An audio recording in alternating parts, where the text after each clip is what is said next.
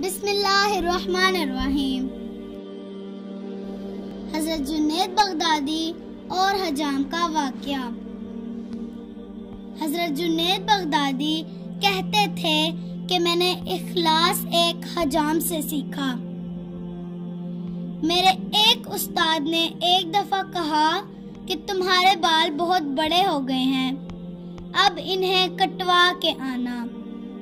حضرت جنید بغدادی کہتے ہیں کہ پیسے تو کوئی تھے نہیں میرے پاس، چلتا ہوا حجام کی دکان کے سامنے پہنچ گیا تو وہ گاہک کے بال کاٹ رہا تھا۔ جنید بغدادی کہتے ہیں کہ میں نے عرض کی، چچا اللہ کے نام پہ بال کاٹ دو گے؟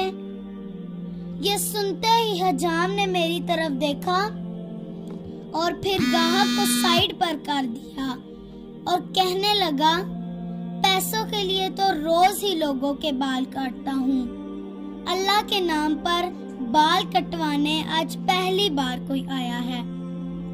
جنید بغدادی کہتے ہیں کہ اس حجام نے میرا سر چوم کر مجھے کرسی پہ بٹھایا۔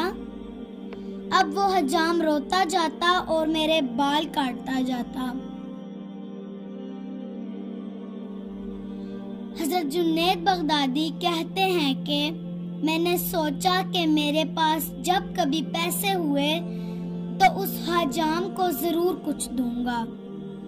ایک عرصہ گزر گیا، جنید بغدادی بڑے صوفی بزرگ بن گئے، کچھ پیسے بھی پاس ہو گئے تو ایک دن اس حجام سے ملنے کے لیے گئے اور اسے سارا واقعہ یاد دلایا اور کچھ رقم پیش کی تو حجام کہنے لگا، جنید تو اتنا بڑا صوفی ہو گیا، تجھے اتنا نہیں پتا چلا کہ جو کام اللہ کے لیے کیا جائے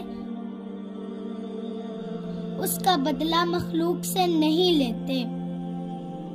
اس واقعے سے ہمیں یہ سبق ملتا ہے کہ اگر ہم اللہ کی مخلوق کے ساتھ کوئی نیکی والا معاملہ کرتے ہیں تو اس نیکی کو اپنے اور اللہ تعالیٰ کے درمیان تک رکھا جائے، نہ کہ فوراً فیس بک پر ڈال کر لائک اور کمنٹس کر کے دنیاوی خوشی حاصل کر لی جائے اور آخرت کے خسارے کا سبب بنا لیا جائے۔